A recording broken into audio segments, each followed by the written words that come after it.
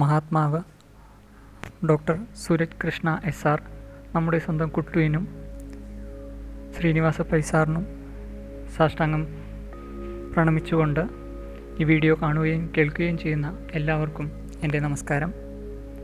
2-ാം ദിവസത്തെ അനുഭവമാണ് ഞാൻ ഇതിൽ കൂടെ പങ്കുവയ്ക്കാൻ ഉദ്ദേശിക്കുന്നത്. രാവിലെ ഞങ്ങൾ പഴവങ്ങാടി അമ്പലത്തിൽ ദർശനം നടത്തി. അതിനുശേഷം പ്രഭാത ഭക്ഷണം കഴിച്ച ഞങ്ങൾ ശ്രീകണ്ഠേശ്വര ക്ഷേത്രത്തിൽ ദർശനവും നടത്തി. അവിടെ നിന്നാണ് കപ്പലണ്ടി മിഠായി മേടിക്കുകയും കരിക്ക മേടിക്കുകയും ചെയ്തത്. അവിടെ സുനിൽ സാർ എത്തുകയും സുനിൽ സാറിൻ്റെ ലൊക്കേഷൻ മാമനോട് ഷെയർ ചെയ്യുകയും ചെയ്തിരുന്നു. ആ ലൊക്കേഷനെക്കുറിച്ച് അവിടെ ഉള്ള ഒരു ലോട്ടറിക്കാരനോട് ചോദിച്ചപ്പോൾ അദ്ദേഹത്തിൻ്റെ മറുപടി അത് കുറച്ചങ്ങോട്ട് നടക്കണം എന്നായിരുന്നു. എന്നാൽ എൻ്റെ മനസ്സിൽ ഉള്ള ഒരു തോന്നൽ വെച്ചിട്ട് ഞാൻ മാമനോട് പറഞ്ഞു, നമുക്ക് ഈ ദിശയിലേക്കൊന്ന് നടക്കാം എന്ന് പറഞ്ഞ് ഒരു 10 അടി നടന്നപ്പോഴേക്കും കുട്ടുവിൻ്റെ കാർ കണ്ണിൽപ്പെടുകയും സുനിൽ സാർ ഹെഡ്ലൈറ്റ് തെളിയിച്ച് കാണിക്കുകയും ചെയ്തു. കുട്ടുവിൻ്റെ അമ്മാവനായ രഞ്ജു സാറായിരുന്നു ഫ്രണ്ട് സീറ്റിൽ ഇരുന്നുകൊണ്ടിരുന്നത്. അവിടെ നിന്ന് രഞ്ജു സാർ പുറത്തേക്കിറങ്ങി എൻ്റെ മാമനോട് അവിടേക്ക് ഇരിക്കുവാൻ പറഞ്ഞു.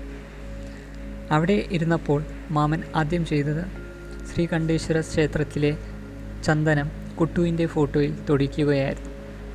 ആ സമയം എൻ്റെ മനസ്സിൽ വേറെ ചിന്തകളായിരുന്നു. തലേ ദിവസം കുട്ടുവിൻ്റെ വീട്ടിൽ സൗഹൃദ സംഭാഷണത്തിൽ ഏർപ്പെട്ടപ്പോൾ കുട്ടുവിൻ്റെ അമ്മ പറയുകയുണ്ടായി, സുനിൽ സാറാണ് ഡ്രൈവർ സീറ്റിൽ ഇരിക്കുന്നതെങ്കിൽ പോലും കുട്ടു ഓടിക്കുന്നു എന്ന ഒരു ഫീലാണ് ഉള്ളത് എന്ന്. എന്നാൽ എൻ്റെ സംശയം അതെങ്ങനെ സംഭവിക്കും എന്നതായിരുന്നു. അതുകൊണ്ട് തന്നെ ഞാൻ അദ്ദേഹത്തിൻ്റെ ഡ്രൈവിംഗ് രീതി ശ്രദ്ധിക്കാൻ തുടങ്ങി.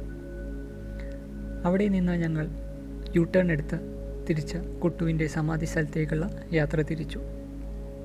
പോകുന്ന വഴി ഇത് കുട്ടുവാണ് ഓടിക്കുന്നത് എന്ന് ഞാൻ ഉറപ്പിച്ചിരുന്നു. അതിന് 2 കാരണങ്ങളാണുള്ളത്. ഒന്നാമത്തേത്, ഞങ്ങൾ വണ്ടിയിൽ കയറിയതിന് ശേഷം സുനിൽ സാറിൻ്റെ ഡ്രൈവിംഗ് ശൈലിയും, അതായത് 1-ാമത്തെ ഗിയറിൽ നിന്ന് 2-ലേക്കും 3-ലേക്കും 4-ലേക്കും മാറുന്ന ശൈലിയും ആ സമയവും തികച്ചും വ്യത്യസ്തമായിരുന്നു. പിന്നീട് അങ്ങോട്ടേക്ക് ഞാൻ ഈ അടുത്താണ് ഡ്രൈവിംഗ് പഠിച്ചത്. അപ്പോൾ അതുകൊണ്ട് തന്നെ ഞാൻ ഡ്രൈവിങ്ങിൻ്റെ ഈ കാര്യങ്ങളെല്ലാം ശ്രദ്ധിച്ചിരുന്നു. 2-ാമത്തെ കാരണം എന്തെന്നാൽ, വണ്ടി ഓടിക്കുമ്പോൾ ചില സമയങ്ങളിൽ ഓപ്പോസിറ്റ് നിന്ന് വണ്ടി വരികയും നമ്മൾ വെട്ടിമാറ്റുകയും ചെയ്യാറുണ്ട്.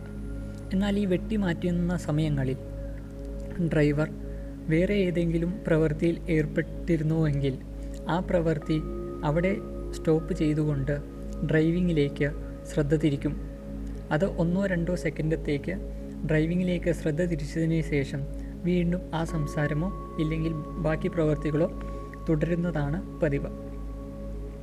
എന്നാൽ ഇവിടെ ഒരു വണ്ടി തീർത്തും അടുത്തുകൂടെ പോയിരുന്നിട്ടും സുനിൽ സാർ വണ്ടി വെട്ടിച്ചു മാറ്റി. എന്നാലും എന്നെ അത്ഭുതപ്പെടുത്തിയത്, വണ്ടി വെട്ടിച്ചു മാറ്റിയപ്പോഴും സുനിൽ സാർ സംസാരിച്ചു കൊണ്ടിരുന്ന ആ ഫ്ലോ കട്ടാവുകയോ ഇല്ലെങ്കിൽ ആ ശ്രദ്ധ മാറുകയോ ചെയ്തിരുന്നില്ല. ഈ 2 ഇൻസിഡൻറ്റിൽ നിന്നും എനിക്ക് വ്യക്തമായത് ഈ വണ്ടി ഓടിക്കുന്നത് കുട്ടുവാണ് എന്നുള്ളത്. ആ യാത്രയിൽ പിന്നീട് സുനിൽ സാർ പെട്ടെന്ന് ഇടത്തോട്ട് തിരിക്കുകയും ചെയ്തു. അതിന് കാരണമോ കാര്യങ്ങളോ എന്താണ് എന്ന് ആർക്കും അറിയില്ലായിരുന്നു. സുനിൽ സാറിനും അറിയില്ലായിരുന്നു. പിന്നീട് കുറച്ച് മുമ്പോട്ട് പോയതിന് ശേഷമാണ് കുട്ടു ജനിച്ചു വളർന്ന ക്വാർട്ടേഴ്സും പിന്നെ അവസാനമായി അന്തിയുറങ്ങിയ മോർച്ചറിയും നമുക്ക് കാണുവാൻ സാധിച്ചത്. അപ്പോൾ സുനിൽ സാർ പറയുകയുണ്ടായി, ഇതൊക്കെ ശ്രീനിവാസ പൈ സാറിനെ കാണിക്കാൻ വേണ്ടിയിട്ടായിരിക്കണം കുട്ടു ഇങ്ങനെ വണ്ടി തിരിച്ചത്. കുറച്ചുകൂടി മുമ്പോട്ട് ചെന്നപ്പോൾ ഒരു ബേക്കറിയുടെ സൈഡിൽ വണ്ടി ഒതുക്കി സുനിൽ സാർ ഇങ്ങനെ പറഞ്ഞു, ഇവിടെ നിന്നാണ് ഞങ്ങൾ കുട്ടുവിന് എന്തെങ്കിലും മേടിക്കാറ്. അപ്പോൾ മാമൻ എന്നോട് പറഞ്ഞു, നീ ചെന്ന് കുട്ടുവിന് എന്തെങ്കിലും മേടിച്ചിട്ട് വരൂ. എന്നാൽ എന്ത് മേടിക്കണമെന്നോ എനിക്ക് ഒരു ഐഡിയയും ഇല്ലായിരുന്നു. എന്നാൽ ബേക്കറിയുടെ കവാടം കടന്നതിന് ശേഷം തന്നെ എൻ്റെ തൊണ്ട ഭയങ്കരമായി ദാഹിക്കാൻ തുടങ്ങി. അപ്പോൾ എനിക്ക് മനസ്സിലായി, ഈ ദാഹം എൻ്റെ ശരീരത്തിൻ്റെ അല്ല, പകരം കുട്ടു എനിക്ക് നൽകുന്ന സൂചനയാണെന്ന്. അങ്ങനെ ഞാൻ ദാഹശമനി വിഭാഗത്തിലേക്ക് പോകുകയും എൻ്റെ കണ്ണിൽപ്പെട്ടത് ഫ്രൂട്ട് സാലഡ് അടങ്ങിയിരിക്കുന്ന ഒരു സ്ട്രോബെറി ഷേക്കാണ്. അതിനുശേഷം ഒരു മിഠായിയും മേടിച്ചിട്ട് ഞാൻ തിരികെ വണ്ടിയിലേക്ക് വന്നു. അപ്പോൾ സുനിൽ സാർ എന്നോട് ചോദിച്ചു, മോൻ എന്താ മേടിച്ചത് എന്ന്. അപ്പോൾ ഞാൻ ഈ കാര്യം പറഞ്ഞപ്പോൾ സുനിൽ സാർ ആദ്യം ഒന്ന് ചിരിച്ചിട്ട് ഇങ്ങനെ പറഞ്ഞു, ഇത് കുട്ടുവിന് ഇഷ്ടമുള്ള കാര്യമാണ്.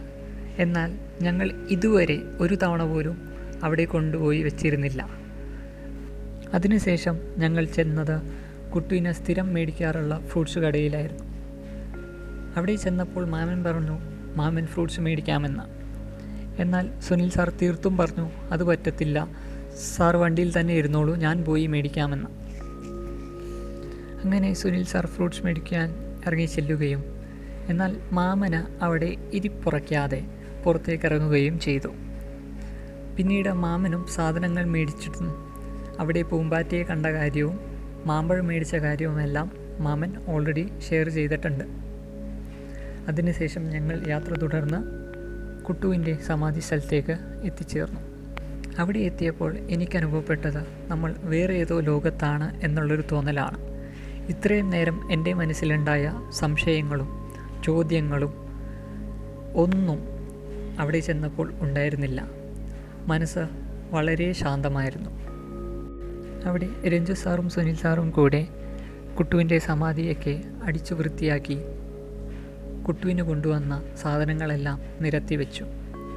അതിനുശേഷം വീഡിയോ എടുക്കാമെന്ന് സുനിൽ സാർ പറഞ്ഞു. എന്നാൽ ക്യാമറ എടുക്കുന്ന ഡ്യൂട്ടി എനിക്കാണ് എന്ന ബോധ്യം എനിക്കുണ്ടെങ്കിലും എവിടെ വെച്ച് എങ്ങനെ എടുക്കണമെന്ന യാതൊരു ഐഡിയയും എനിക്കില്ല.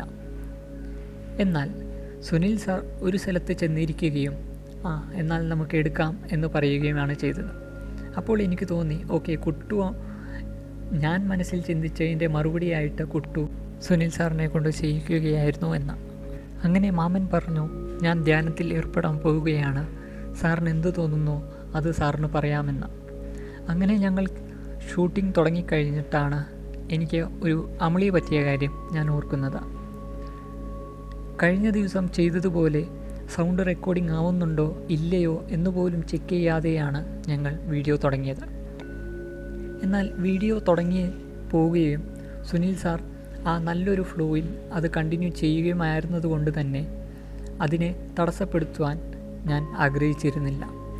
ഞാൻ മനസ്സിൽ ഇങ്ങനെ മന്ത്രിച്ചു, കുട്ടു പറയാൻ ആഗ്രഹിക്കുന്ന കാര്യം സുനിൽ സാറിലൂടെ മറ്റുള്ളവരിലേക്ക് എത്തിക്കുകയാണ്. എന്നാൽ ഇതിൻ്റെ സൗണ്ടോ മറ്റു കാര്യങ്ങളോ ചെക്ക് ചെയ്യാതെയാണ് വീഡിയോ തുടങ്ങിയത്. അതുകൊണ്ട് ഇതിനെന്തെങ്കിലും ഒരു തടസ്സമോ കാര്യങ്ങളോ ഉണ്ടെങ്കിൽ അതിന് നീ തന്നെ ഒരു പരിഹാരം കാണണേ എന്ന്. അങ്ങനെ ഞങ്ങൾ വീഡിയോ എല്ലാം കംപ്ലീറ്റ് ചെയ്തതിന് ശേഷം അവിടുത്തെ കരിക്ക് നമുക്ക് നൽകുകയും ചെയ്തു. അത് കുടിച്ചപ്പോൾ എൻ്റെ മനസ്സിൽ വേറൊരു ആഗ്രഹം വന്നു, ഈ ഡയറി മിൽക്ക് എങ്ങാനും കിട്ടിയിരുന്നെങ്കിലോ എന്ന്. അങ്ങനെ ഇരിക്കെയാണ് സുനിൽ സാർ 2 മിഠായി എടുത്ത് എൻ്റെ മാമന് കൊടുക്കുന്നത്. മാമന് കൊടുത്തിട്ട് അതിൽ ഒരെണ്ണം കൊടുത്തിട്ട് പറഞ്ഞു, മാമന് ഇഷ്ടമുള്ള ഒരാൾക്ക് അത് കൊടുക്കാൻ പറഞ്ഞു. അപ്പോഴും എൻ്റെ മനസ്സിലുണ്ടായിരുന്നത് ആ ഡയറി മിൽക്കിനെ കുറിച്ചുള്ള ചിന്തയായിരുന്നു.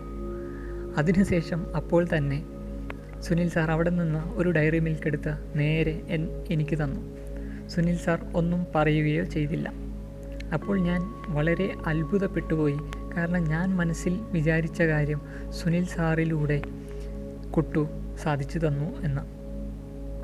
തലേ ദിവസം വീഡിയോ എഡിറ്റ് ചെയ്തുകൊണ്ടിരുന്നപ്പോൾ എനിക്കുണ്ടായ അനുഭവം ഞാൻ പറഞ്ഞിട്ടുണ്ടല്ലോ.